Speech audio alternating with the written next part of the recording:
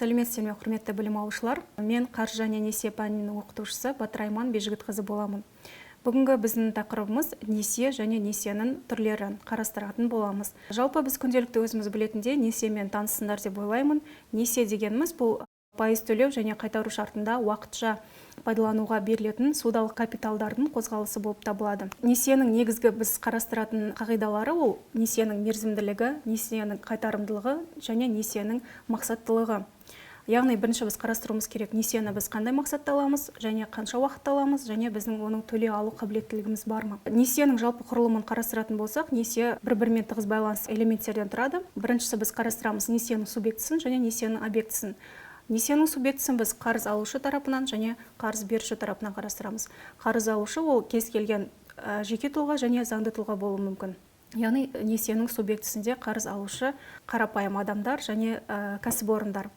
Ал несие беруші тұрғысынан қарастыратын болсақ, несие беруші бізде білетіндей екінші деңгейдегі коммерциялық банктер, яғни оларға АТФ, Каспий банк, Народный банк, Форте банк, Альфа банк және көптеген банктер жатады. Және халықаралық деңгейдегі қаржы ұйымдары, халықаралық қаржы ұйымдарын жатқызамыз, мемлекеттерді жатқызсақ болады және әртүрлі микрокредиттік организацияларды жатқызамыз қарыз беруші субъектілерге.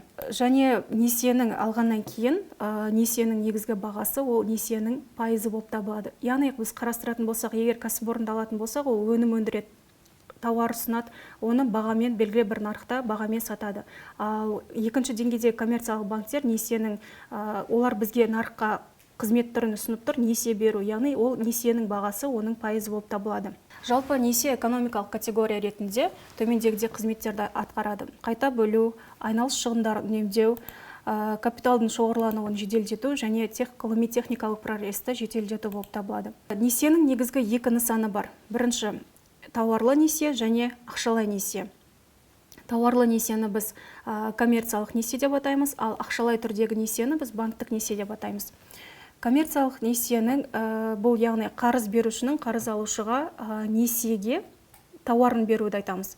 Яғни біз қазіргі таңда көптеген техниканы немесе автомобильді сатып алатын болсақ, бірінші несиеге алатын болсақ, оны банкке жүгінеміз. Яғни бұл жерде коммерциялық несиенің банктік несиеде негізгі айырмашылығы, бірінші коммерциялық несие тек қана тауар түрінде беріледі. Екіншіден, тұтынушы тауар немесе қызметті сатумен айналысатын кез келген заңды тұлғадан тауар сатып ала алады.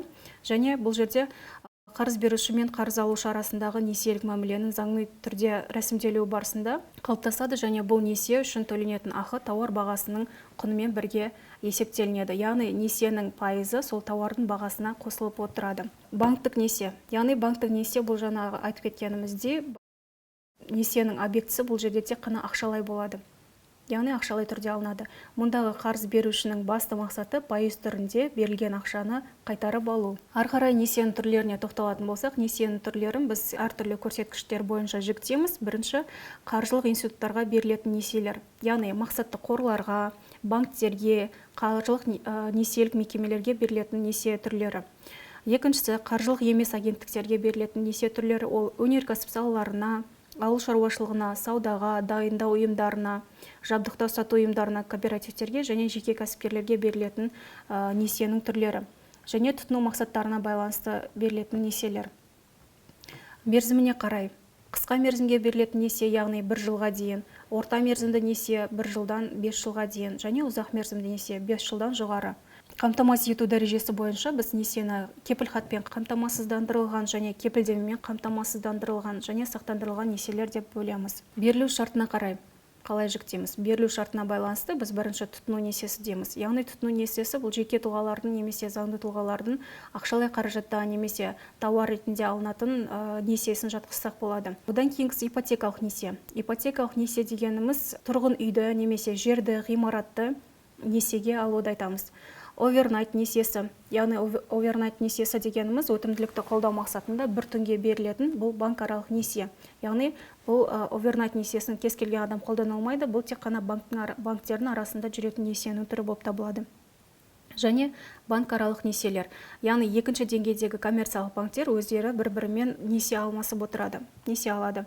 Овердрафт несиесі, маусымдық несие бар, сенім несиесі бар, консорциалдық несие бар және лизингтік несие дегеніміз бар. Лизингтік несие дегеніміз бұл үлкен құрал жабдықтарды, техникаларды жалға алумен байланысты несиені айтамыз. Инвестициялық несие бар және инновациялық несие бар. Инвестициялық несие дегеніміз бұл жаңа өндіріс орнын ашуға немесе бір жаңа ғимаратты ашуға байланысты берілетін несиенің түрін айтамыз. Ал инновациялық несие дегеніміз бұл жаңа ғылыми ашуларды, ноу-хауларды іске асыруға байланысты берілетін несиенің түрі болып табылады. Жалпы Қазақстан Республикасының банк жүйесін біз екіге бөліп қарастырамыз. Біріншісі жоғарғы деңгейдегі орталық банк және екінші деңгейдегі коммерциялық банктер. Жоғарғы деңгейдегі орталық банк ол біздің Қазақстанның ұлттық банкі. Ұлттық банк яғни екінші деңгейдегі банктердің қызметін реттеп қадағалап отырады және Қазақстан Республикасының ақша несие саясатын жүргізеді. Орталық банк екінші деңгейдегі банктермен жұмыс жасайды және мемлекеттің ақшасын реттейді. Ал екінші деңгейдегі коммерциялық банктер өзіміз білетін Халық банк, Форта банк, Каспий банк, Альфа банктерді айтатын болса, ол екінші деңгейдегі банктер халықпен жұмыс жасайды. Яғни халыққа несие береді, дебиттік, кредиттік карточкаларды ашып береді және депозит және валюталық конвертацияларды жүргізеді. Және екінші деңгейдегі банктердің пассивті активті операциялары өте көп. Және екінші деңгейдегі банктер қарапайым халықпен жұмыс жасайтын болғандықтан біз несиені көбінесе сол екінші деңгейдегі банктерден аламыз. Екінші деңгейдегі банктерге барған кезде бірінші сұрайды, сіздер заңды тұлға ретінде несие аласыз ба, немесе жеке тұлға ретінде несие аласыз ба? Заңды тұлға ретінде болса, ол кез келген кәсіпорын, тіркелген жеке кәсіпкерлік болсын, жауапкершілігі шектеулі серіктестік, немесе акционерлік қоғам, немесе өндірістік кооперативтер, бұлардың барлығы заңды түрде тіркелген шаруашылық жүргізуші субъектілер, яғни бұлардың барлығы заңды тұлғалар болып табылады. Егер сіздер жеке тұлға ретінде несие алатын болсаңыздар, заңды тұлға ретінде тіркелмеген кәсіпкер емес, қарапайым тұлғалар жұмыс жасайтын болып табылады. Несиенің пайыздық қойылымы заңды тұлға ретінде алса, немесе жеке тұлға ретінде алса, оның айырмашылығы болады. Егер сіз заңды тұлға ретінде несие алатын болсаңыз, сіздің берілетін несиенің пайыздық ставкасы төмен болады. Ал жеке тұлға ретінде алатын болсаңыз, сіздің несиенің пайыздық ставкасы жоғары болады. Өйткені, мысалы, қазіргі таңда кез келген екінші деңгейде коммерциялық банктен несие алатын тұлғалардың барлығы жеке тұлғалар. Заңды тұлғалар тарапынан несиеге деген сұраныс өте төмен қазіргі таңда. Ендігі қарастыратынымыз біз несиенің пайыздық ставкасы, яғни ссудалық пайыз. Ссудалық пайыз дегеніміз бұл уақытша пайдалануға берілген құнның бағасын білдіреді. Яғни ссудалық пайыз несиені пайдаланған үшін төлем, несиеге есептелетін үстеме ақы, несие берушінің шығыстарының орнын толтыру тәсілі. Яғни несиелік пайыз, несиенің пайыздық көрсеткіші қалай қалыптасады. Ең бірінші, сол несиеге деген халықтың сұранысы. Егер несие алушылардың, тұтынушылардың саны көп болатын болса, несиеге деген сұраныс арта беретін болса, несиенің пайыздық ставкасы жоғарылай береді. Ал егер тұтынушылар тарапынан несиеге деген сұраныс болмайтын болса, ол несиенің проценттік ставкасы төмендей береді. Жаңағы айтып кеткенімізде, Қазақстан Республикасының ұлттық банкі екінші деңгейдегі банктердің қызметтерін реттеп отырады және несиелік ставкаға өзінің ықпалын тигізеді, несиенің пайыздық ставкасына.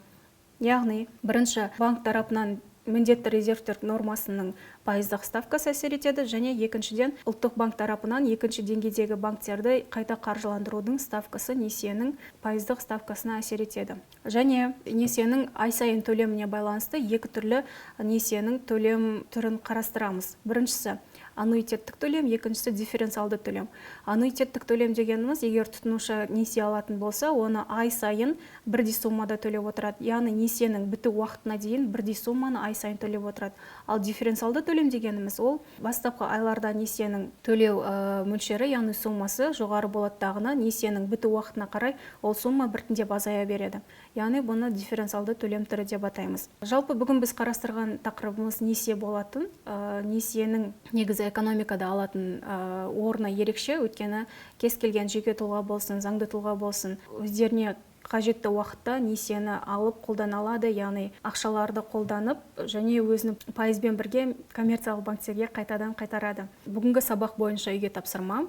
Қазақстан нарығындағы екі коммерциялық банк мысалында тұтыну және ипотекалық несиесін қарастыру және соған презентация дайындау. Сонымен бүгінгі біздің сабағымыз аяқталды. Рахмет, сау болыңыздар.